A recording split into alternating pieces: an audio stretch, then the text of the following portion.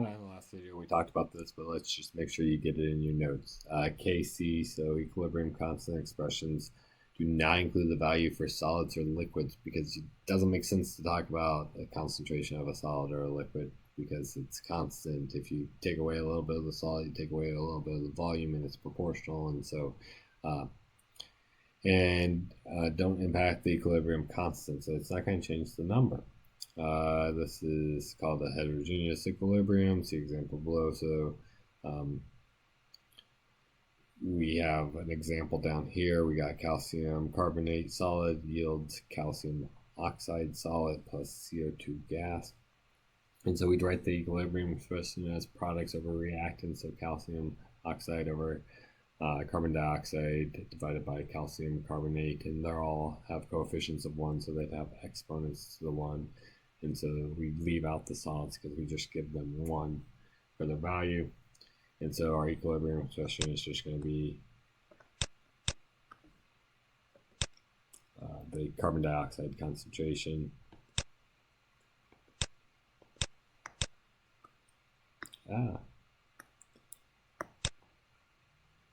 as I said, for equilibrium constants, there are never any units. It's important to note, though, in order for there to be equilibrium, everything that would be in this is in this. So everything in the balanced chemical equation has to have some of it there, or there can't be equilibrium. Let's quickly talk about something you should realize right away. If it's an equilibrium equation, I could write it backwards. I could take calcium oxide plus carbon dioxide gas, and I could form calcium carbonate. And I'm going to go and I'm going to write my equilibrium constant for this K. I might call it KC reverse because this one we called KC. Products, hey, this is a solid, so I might put 1 on top. And then on the bottom, there'd be a 1 for this one, and then there's the concentration of CO2 on the bottom. And so if I look at this KC, it's the inverse of this KC, and so it's going to have inverse value also. That doesn't make sense. We'll get to the math more in a little while. Notice that these are equilibrium concentrations, so I should have been clear about this.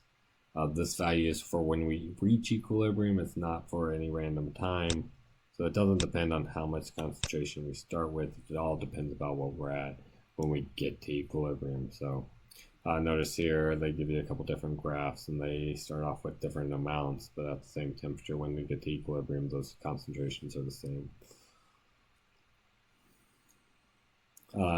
A temperature is given for almost every equilibrium problem.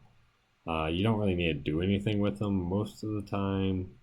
It does change the equilibrium constant when you change the K, so unless they tell you you're changing the K or the temperature, you don't have to worry about the K changing.